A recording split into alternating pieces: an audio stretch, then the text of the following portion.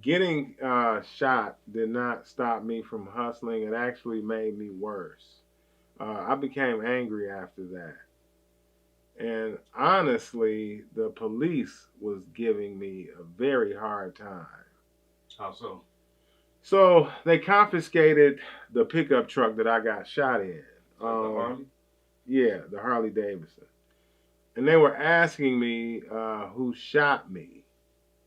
And one of the most alarming things that I found out is uh, they only dusted my side of the car for prints. They did not dust his side of the car for prints. They could care less to catch who did it. Actually, they kind of knew I was doing something illegal, and in their eyes, I was a demon. So, and they were also trying to put a case on me because they said they found two sets of shells on the scene. So they were trying to find this mysterious gun that did not come up. Well, what kind of gun did he shoot you with? It was a large caliber. Well, I would say a 44. It was a super large caliber gun. It actually, when he shot me, it ricocheted through my body and actually hit every organ except my heart. Damn, what did it feel like though? Like when you were shot? When I got shot, the pain was excruciating, but uh, it was fast, so the pain didn't last. Um, what hurt me more was the procedures after I got shot. What did they have to do? I had all different type of procedures. I had tubes in my body. I had a colostomy bag, and they would just have to go in and do different types of procedures.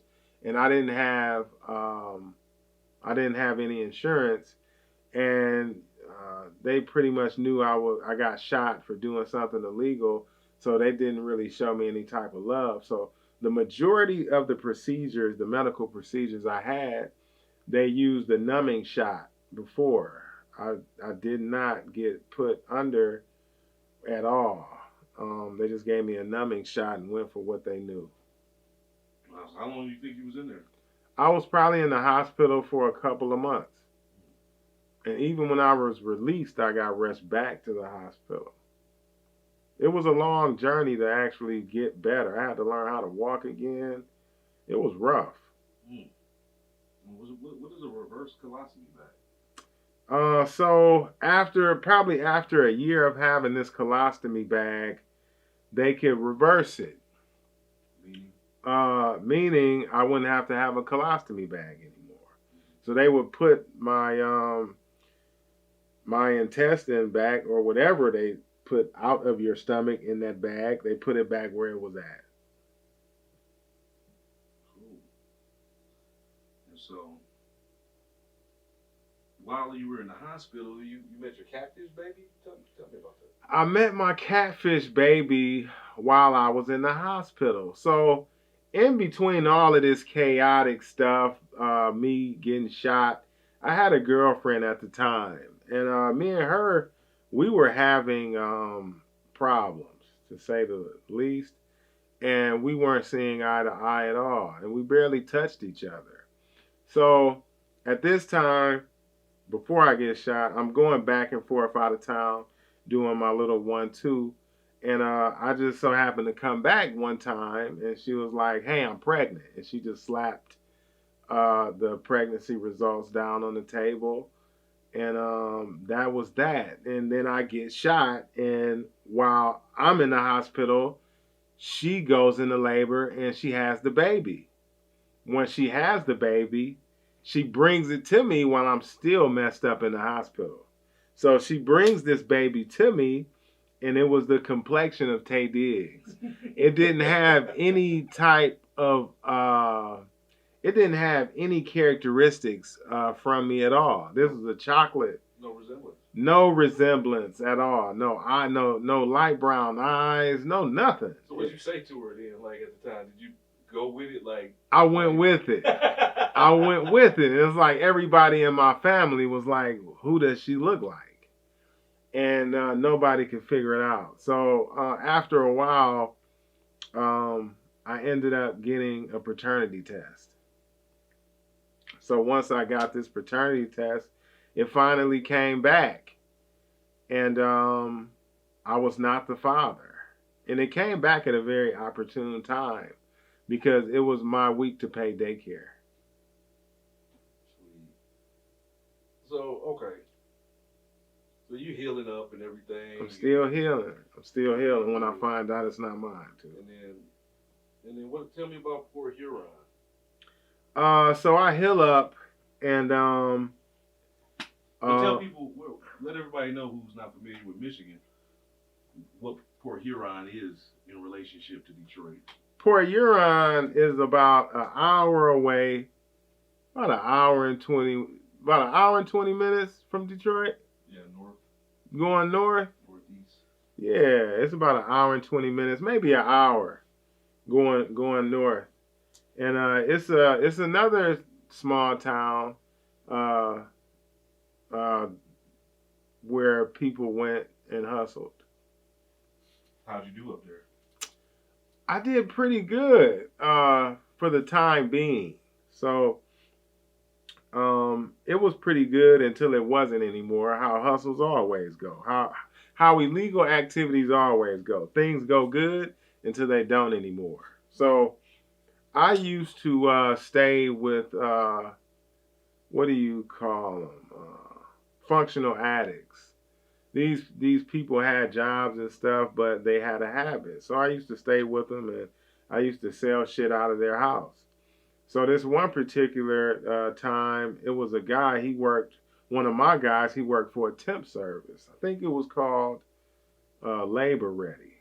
And he ended up coming home one time saying, I got a sale for you, Al, because my hustle name was Al back then. So he says, I got a sale for you, Al. I said, man, bring it on. So he brings this particular guy to the house.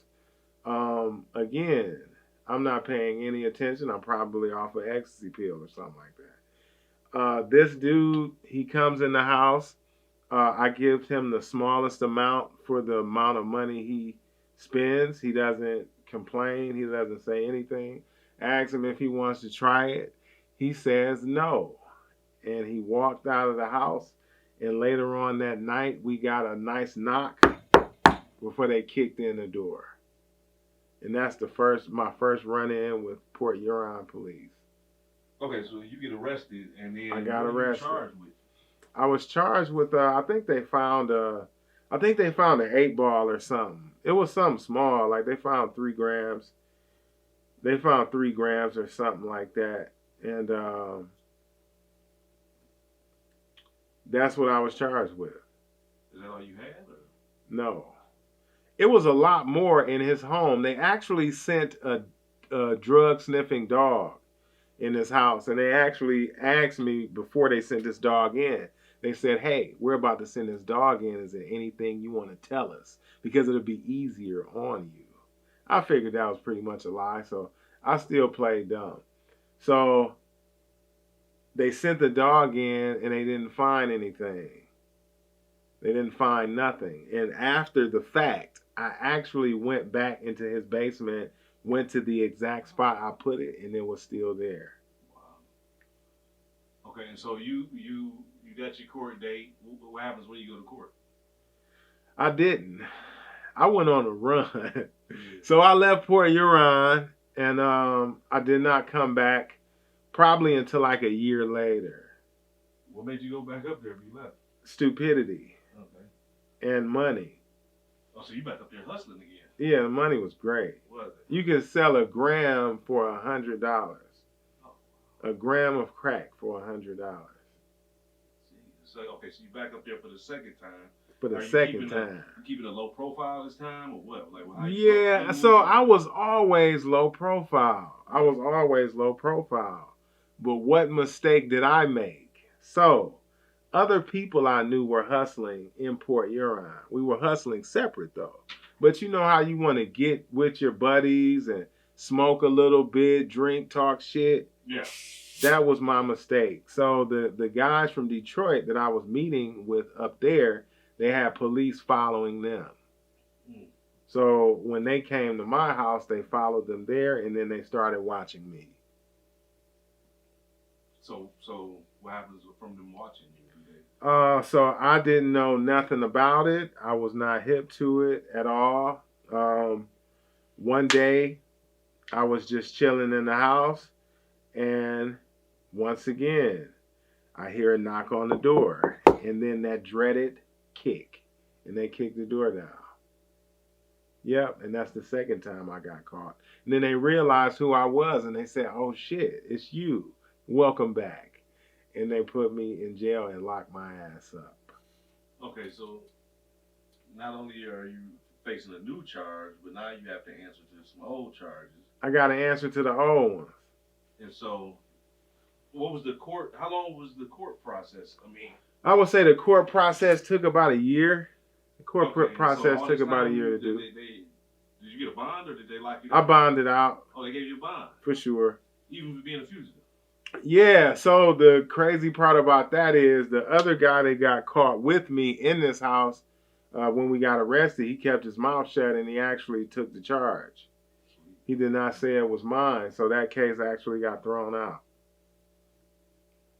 Okay, and so this goes on for a year. Yeah, it lasted about a year. And then what happens when in the trial? Ooh, I was scared, shitless. I was extremely afraid because I didn't know what I was getting. I didn't know the amount of time they were giving me. People were telling me all types of stuff. You would get a year for each crack rock you got caught with. And I think I got caught with like 7 ounces of hard or something like that. So I thought I was going away for a long time. But I was kind of relieved when I got 13 months. But they gave me 13 months to 20 years.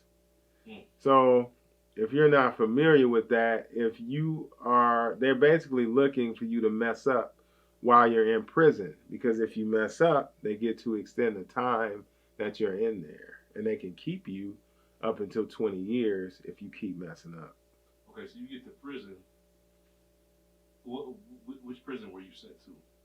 When you first get to prison, they send you to quarantine. Okay. Quarantine is a spot where you go where they classify you. They figure out if you're a violent criminal or if you're a non-violent criminal. Why do they do that? So they can place you in certain prisons. They can place you around people that have your same qualification, if you might say.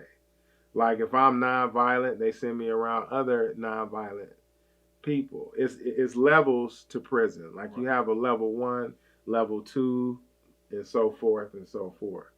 And higher up, the higher up, the more violent it is. Okay. So I was a level 1 guy. You still had all of the walks of life in there. You had your child molesters. You had your murderers. You had your drug dealers. You had your scammers.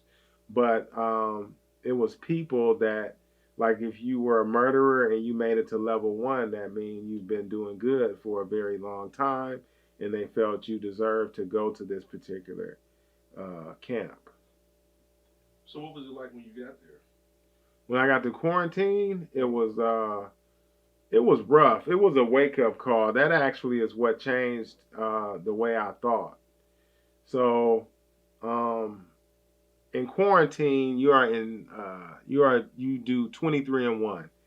You are in your cell for 23 hours of the day, and you get to leave it for an hour.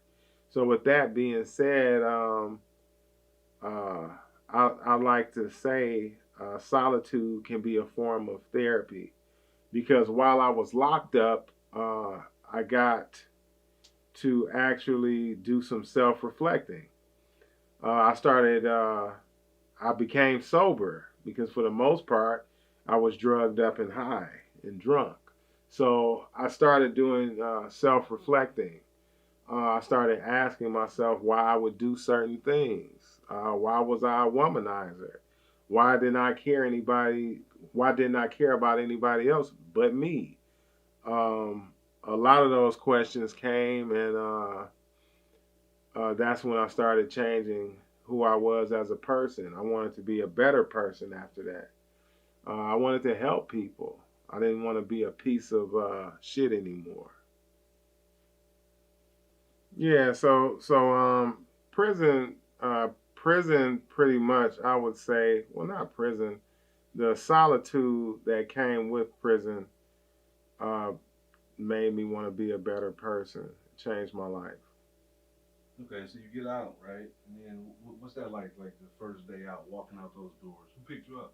My mother actually, my mother and her boyfriend, the same one who foiled my plan of keeping the Bammer weed I stole from my father. They actually came and picked me up uh, from boot camp.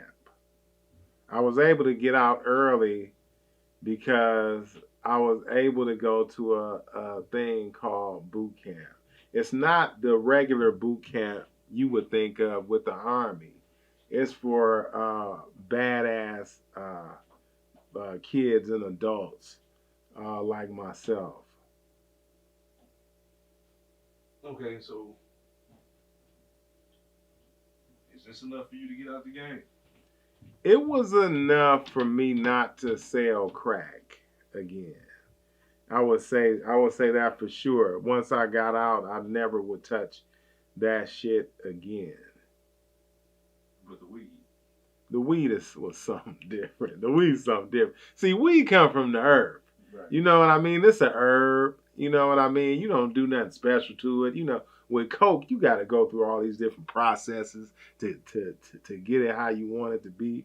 With weed, you use water and sun, and you can pick the shit off the branch and smoke it. But as far as hard drugs, I never would touch it again ever.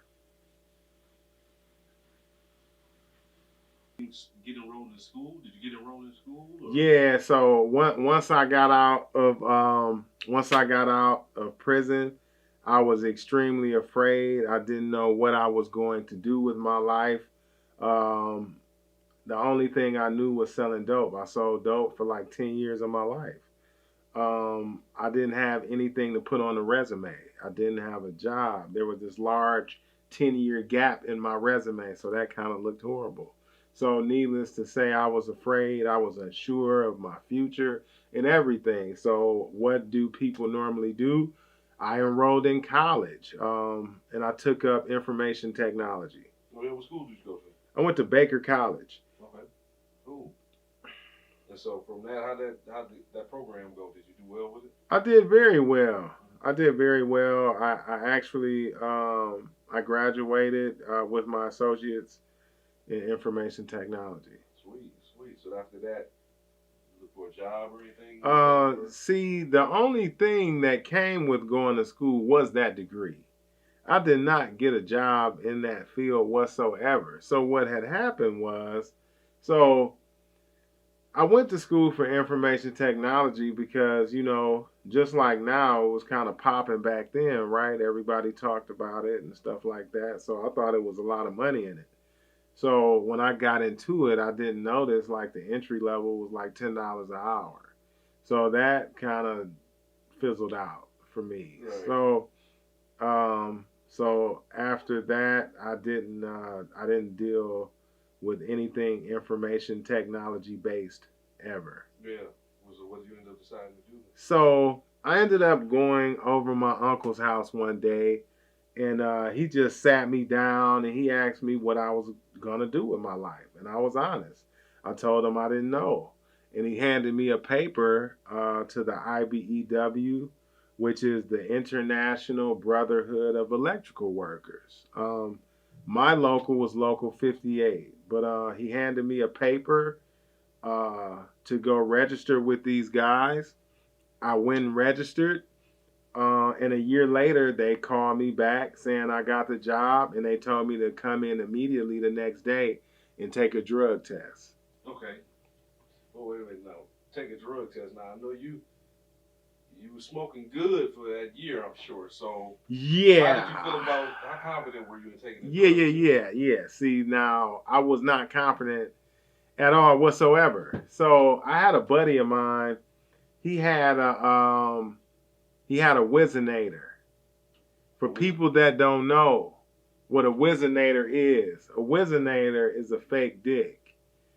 And you put pee in it, and you can whip it out and pee when you go do these drug tests. So what I didn't know when I went and picked it up is the complexion of this Wizinator. When I picked up this Wizinator, it was chocolate. It didn't match my body whatsoever. But I had to do what I had to do. And I ended up taking this Wizinator. I think I bought my nephew a Xbox game to use his pee. And he peed in a bottle for me. And I took that Wizinator up in that clinic. I used it and I passed my drug test. Sweet. Mm-hmm. So how was it being in the union? Being in the union for me was it was kind of stressful. A lot of backstabbing, a lot of gossiping, um, a lot of fighting over pennies.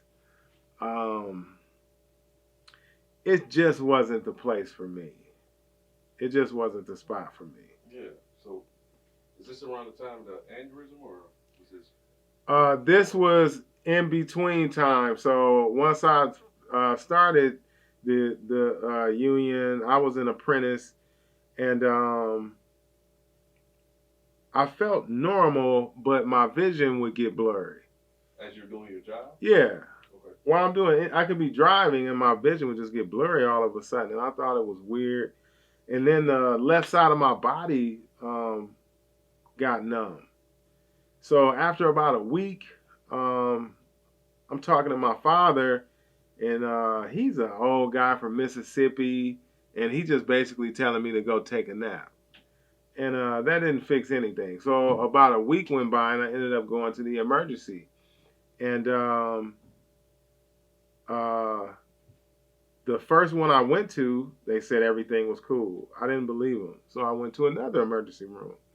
In there, they found out I had an aneurysm. So I'm sitting in the back, kicked up in this hospital bed, and the doctor comes back. He says, "Now don't get excited, but your brain is bleeding."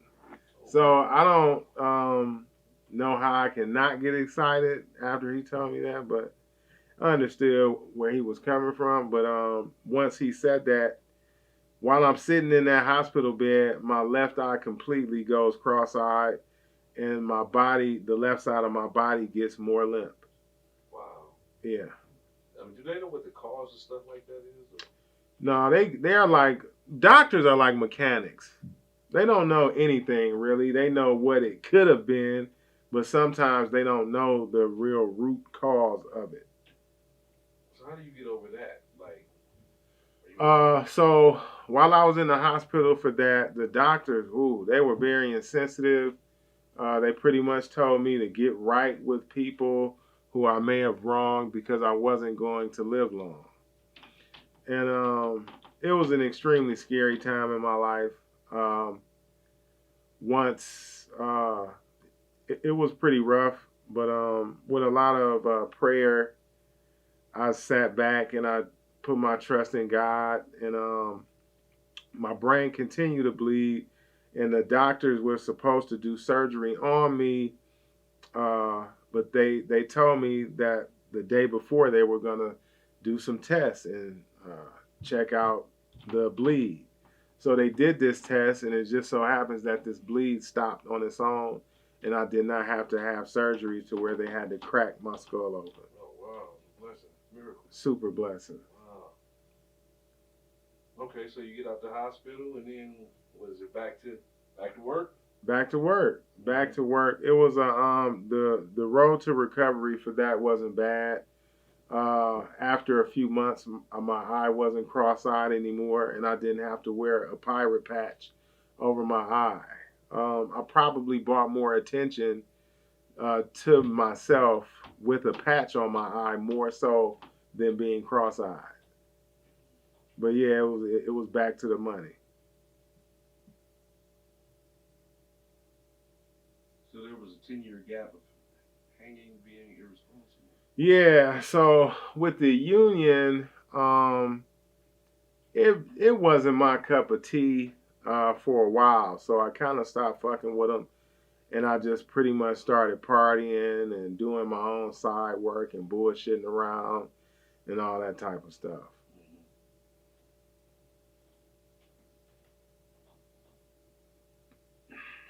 So what else happens in between this, this gap of unemployment and partying, and then there was, Marauder. Well, well, going. So what happened in between that time? I had a beautiful burgundy Marauder, beautiful. So what is a Marauder for people that don't know? a car, Mercury Ford. Ford car. Yep. It looks exactly like a Crown Vic, but they called it a Marauder. I don't know, but it had a lot more growl than a Crown Victoria. So in this 10-year gap, I start to figure out who my friends really are, and I figure out who is not my friend. So one birthday rolls around, and I had a group of friends, or so-called friends, invite me to Studio 51 downtown. So when I get there, I notice there's certain people there, and I know they don't care for me that much, but I'm there for who I'm there for. And they're buying me drinks. They buying me shot after shot after shot after shot. I'm not peeping the play go on. I used to be known for having ridiculous amounts of money on me. I might have 14 to 20,000 in my pocket. So with that being said, they're feeding me shot after shot after shot. I'm having a good time. When it's time to leave the club, one of the guys said, he stepped up. He's like, "Hey, why don't you let me drive you?" I said, "No, I'm good, brother. I got it." And I hopped in my car and I went home.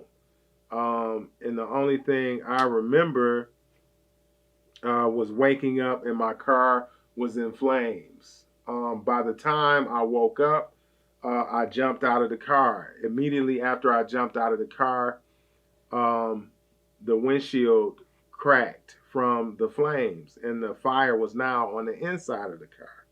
So, needless to say, those shots that they were feeding me all night, they were spiked with something. That next day, I couldn't remember a thing. I didn't even know my car was burnt up a block away. I was totally, um, I was totally incoherent. I was a mess. I felt horrible. So that's when I learned that I should choose my friends more wisely.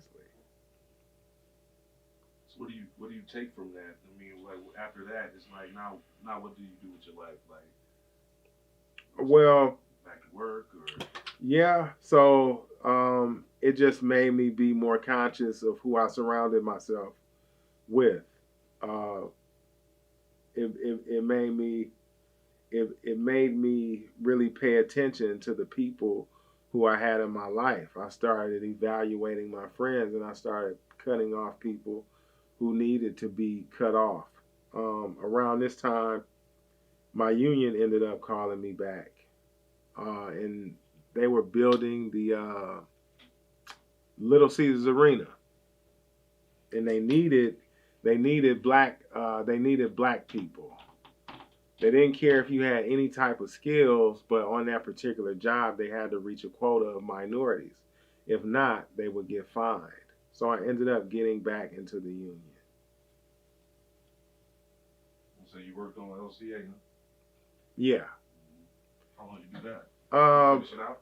Probably about a year. No, we bounced around. I bounced around to different projects. I did the auto show. I did a lot of luxury condos downtown off of Woodward.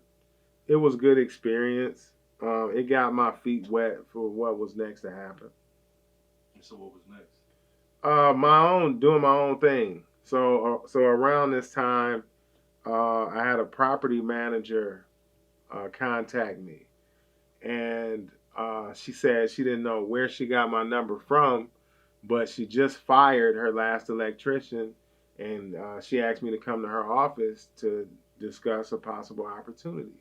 So that's what I did, and she had me in hundreds of houses. And were you under the union, or was this I was independent? still, I was still, I was still with the union. I was still with the union. But I will say I started making way more money than my union job. So once our next project was wrapped up, I never went back to the union. I started working for myself full time. And so this became what, Doctor Electrical, right? No, at first it was called Electric Works. Hmm. The whole totally different company, different logo, everything. Yeah. Okay, but in 2017, Doctor Electrical started. Dr. Electrical popped up. Yeah. Yeah. I assume that's doing well. You seem to be doing well for yourself. Yeah, Dr. Electrical is great. So the way my career went as far as getting back into the union and finding a property manager, I would say each opportunity I took prepared me for my next venture. So it was sort of like a divine order of things that prepared me to be where I am today. I see that you took a trip to Peru. Yeah, yeah. So I ended up getting into a horrible car accident, and my stress my stress reliever is watching podcasts. I love podcasts, and one of them is Mike Tyson's podcast. I used to watch it all the time. Hot So box. hot boxing with Mike Tyson. Yeah. So I'm sitting here depressed. Just got in a horrible car accident. Sitting here depressed, and he's on the screen talking about the toad. So I said, "What is the toad?" So I started doing my own research, but the toad is what Mike Tyson smoked. After the first time Mike Tyson smoked this toad, he didn't do cocaine or he didn't drink alcohol again in his whole life. And he's been sober ever since. So after hearing that and hearing all of the different benefits it had to help people in their trauma, it made me seek it. So I couldn't find it. I couldn't find the toad, which is called bufo. I couldn't find it at all. So one thing that I did find was a plant medicine called ayahuasca. Now, these two plant medicines apart, they do nothing at all. But combined, they are very powerful. So that is what made me hop on a plane and go to Peru. While in Peru, it was a very interesting place. We're high in the mountains, so uh, the oxygen, you would have a horrible time if you did not prepare. They had certain pills that got you prepared for the altitude. Um, I would catch myself taking deep breaths without even trying to. It was something special, but it was a very beautiful place. In Peru, I did a little shopping, but the main thing was the financial. I'm always thinking about money. So the main thing that I did on this trip was have a spiritual retreat with ayahuasca. So when I did this spiritual retreat, I was only able to take half of the plant medicine because the altitude had my blood pressure up too high. So even off half of the plant medicine, it made me go into it made me meditate for hours, and it was pretty cool. But I still wanted the full dose. So I ended up going to a place in Florida that did spiritual retreats, and there I didn't have a blood pressure issue at all, and I got to take as much ayahuasca as I wanted, and I experienced everything that plant medicine has to offer. So if you're not open minded, I wouldn't suggest you even do any research on it. But if you are open minded, please look up ayahuasca. It's very it helps in healing past trauma. You may see yourself sitting there crying for hours, and you're not even. It's not a boo-hoo cry. It's really just you can have a stone face and the tears will just be rolling down your eyes. They call it purging. Ayahuasca is very effective. It puts certain things into perspective. It's a very special plant medicine, and if you are already seeking therapy and things of that nature, it may be something that you may be interested in. So did this lead to Dr. Good Energy? Dr. Good Energy came from me being overweight. Dr. Good Energy came from me having wide pant legs. So for the longest, you know how we can live inside of our bodies and not realize that we have gotten fat as fuck, right? So with that being said, I ended up gaining. I was about 300 pounds, and I looked in the mirror one day, and not the mirror. I ended up taking pictures for my birthday at the Motown Museum. I was at the Motown Museum and I took pictures and I looked at those pictures and I saw how wide my pant leg was and I was not satisfied with what I saw. With that being said, I started working out immediately and I started eating differently. And with that, I fell down the rabbit hole of YouTube, looking up herbs and different things of that nature. And I came across Dr. Sabi. Now, once I came across Dr. Sabi, that's when I found out about sea moss, and I got curious about that. So once I got curious about sea moss, I started making it myself. And people would always ask me, excuse me, people would always ask me if I sell it. And I would always say no. But so many people start asking me that I sell it that I decided I need to sell it. And that's how Dr. Good Energy came to life. So what about Reiki or Reiki? Reiki, Reiki. that's another form of therapy. It's a hands-off type of method. You deal with intuitive people. They deal with your energy. It's very interesting as well. I've done that type of therapy, and it also helps a lot. And then we have creative juices. Creative juices. Creative juices. I believe I thought of all of my good ideas while I was sitting down smoking a joint. Every good idea I've thought of, I've been smoking weed. And that also, creative juices is a product of that. So, creative juices. What is creative juices? Creative Juices is a nonprofit that I created during the pandemic that's geared towards helping our inner city youth on subject matters that we didn't learn growing up as kids. Well, things I didn't learn growing up as kids, such as credit. I didn't know anything about credit. I didn't know anything about the benefits of fruits and vegetables. Financial, uh, mentorship, trades.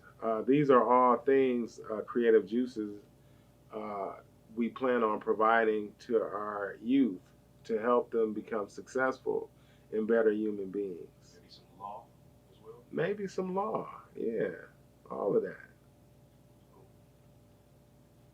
And so last but not least, uncomfortable conversations. How does this fit to your life? Where did it come about? This particular podcast, Uncomfortable Conversations, it came about one night.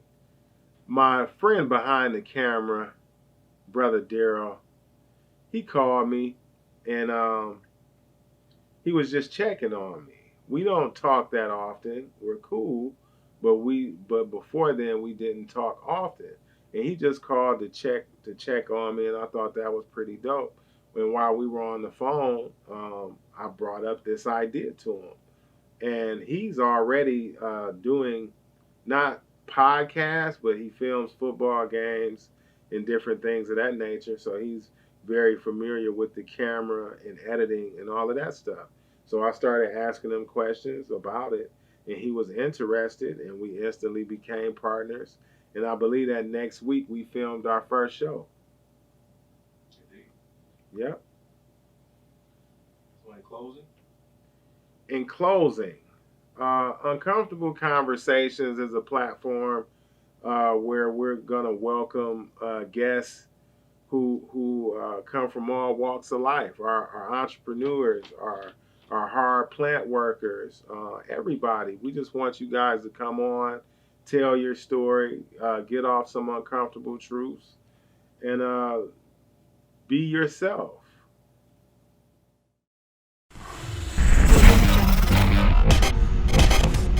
Audio Jungle. Audio Jungle.